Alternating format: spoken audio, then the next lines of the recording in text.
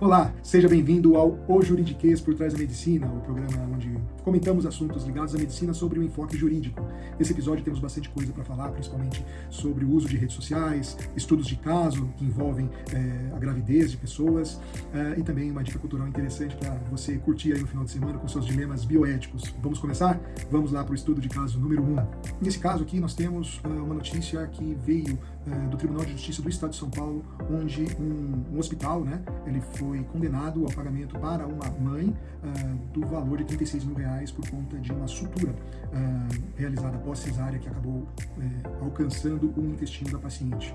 A paciente, ela começou a sentir fortes dores abdominais após o parto, necessitando de uma lavagem intestinal, medicação e todo esse procedimento a impediu de curtir o seu neném, curtir ali a amamentação e os primeiros cuidados.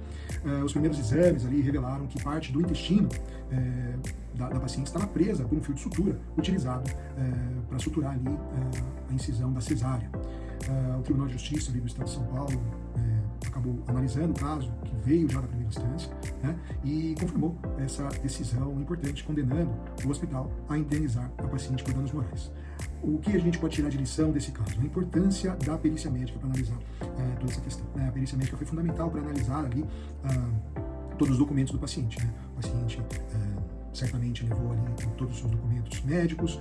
O hospital, quando ofereceu a sua defesa, também levou todos os seus documentos ali referentes ao procedimento da cesárea, plano que foi feito, o tipo de cirurgia, o tipo de incisão e tudo mais.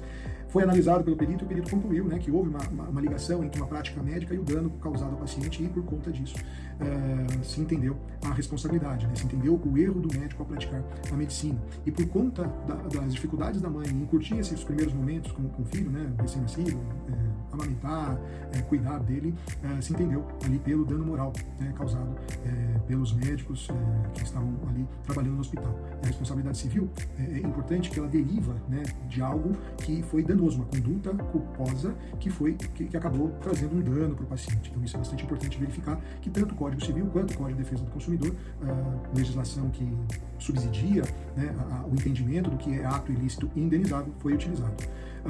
E o que a gente pode também comentar aqui um pouco mais. Você que sofreu um dano médico, um dano causado por um médico, e você médico que está sendo acusado pelo seu paciente de ter praticado um ato em erro, reúna todas as provas, todo o prontuário, e depois disso leve isso a uma pessoa que está acostumada a esse tipo de questão de análise, que é um perito. Hoje existem ali diversos médicos que prestam esse tipo de consultoria, e ele vai emitir ali um laudo, um relatório, para que você possa buscar ali a sua defesa a partir disso. E depois disso, procure um advogado. O advogado, ele não, a não ser que o advogado seja médico, o advogado ele não tem os conhecimentos técnicos referentes àquilo que está acontecendo contigo, e ali ele precisa desse subsídio técnico para poder te defender. Ok? Gostaram? Nesse caso, o hospital foi condenado ao pagamento de R$36 mil por dano moral, e a gente pode tirar diversas lições desse caso. Vamos lá? Vamos para o estudo de caso número 2. Esse caso é um caso mais sério, mais importante, para a gente analisar aqui uma causa de possível negligência médica, que no final das contas foi concluída como uma negligência. Esse caso aconteceu no Rio de Janeiro, foi julgado pelo Tribunal de Justiça do Rio de Janeiro. Uma paciente grávida de 32 semanas, uma gravidez gemelar, ela compareceu no serviço médico de um plano de saúde. E quando atendida ali, ela tinha questões importantes, sinais de alerta para um parto prematuro, e se deu conta ali que alguns exames que precisariam ser realizados naquele momento não foram realizados, que não possibilitaram uma conduta médica correta.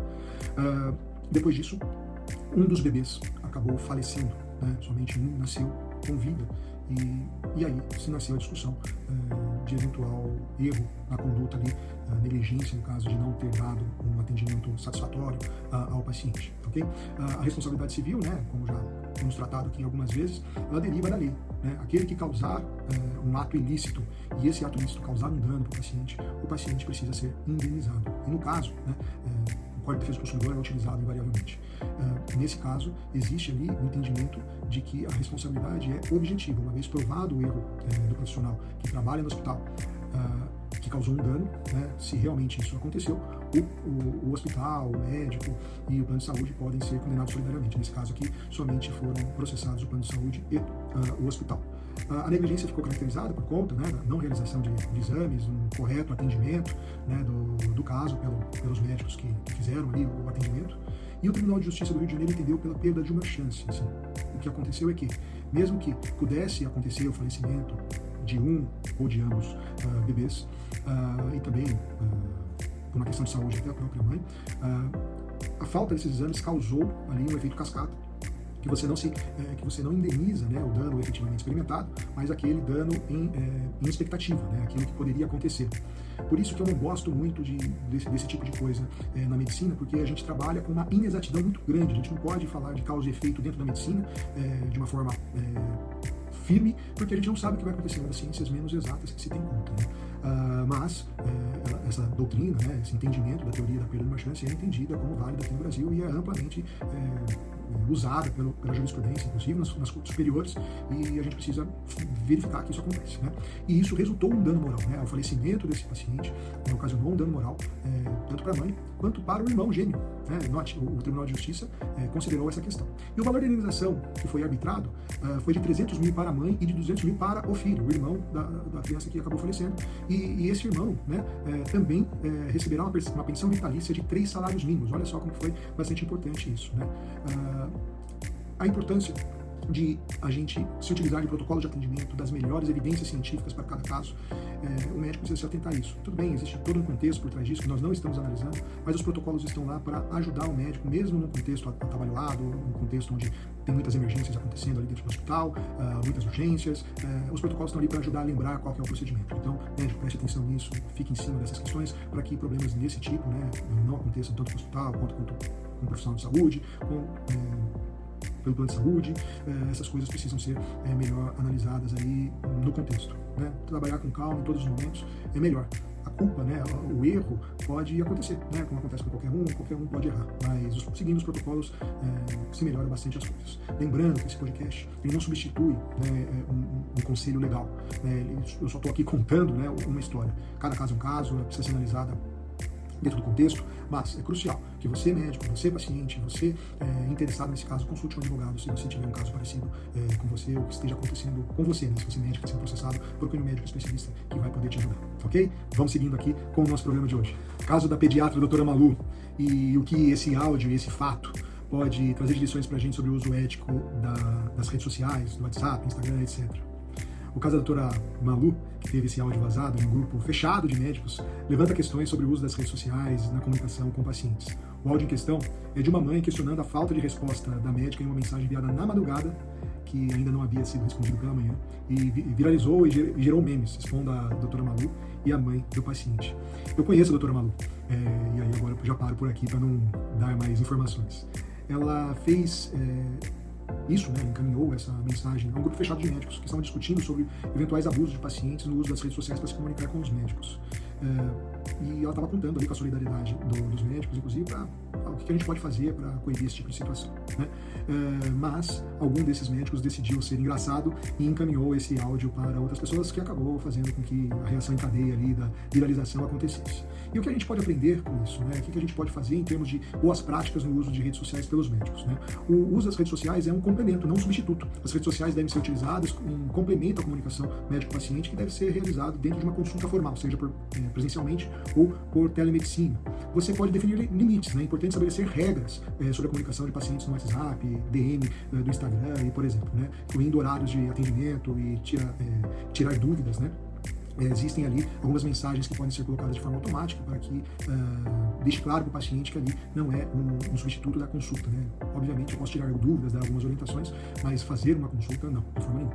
Né?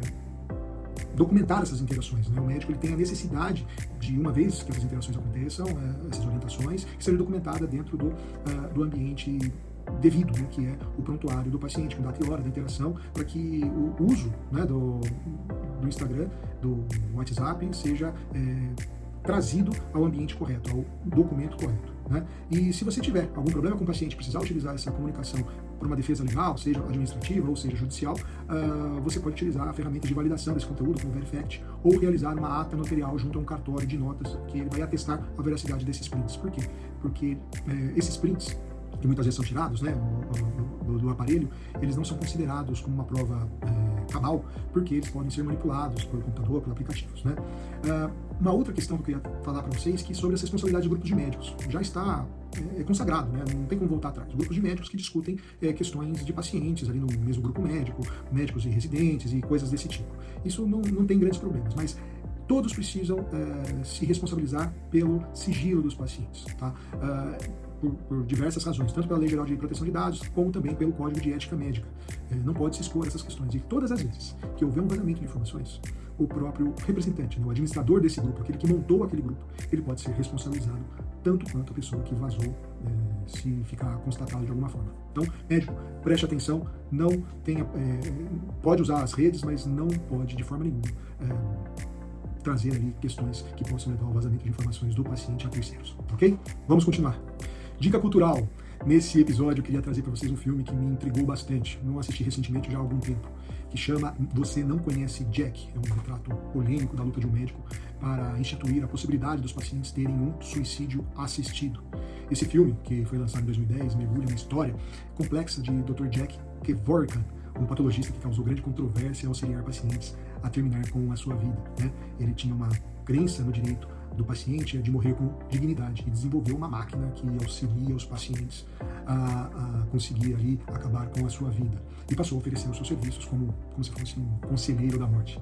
As suas ações, eles trouxeram lá nos Estados Unidos um debate nacional sobre o suicídio assistido e diversos defensores o apoiaram por conta da autonomia dos pacientes a tirar a sua própria vida em situações de terminalidade da vida, e diversos críticos condenando seus métodos pelo pretexto de preservar a vida das pessoas e tratando o Dr. Jack como antiético e perigoso, né?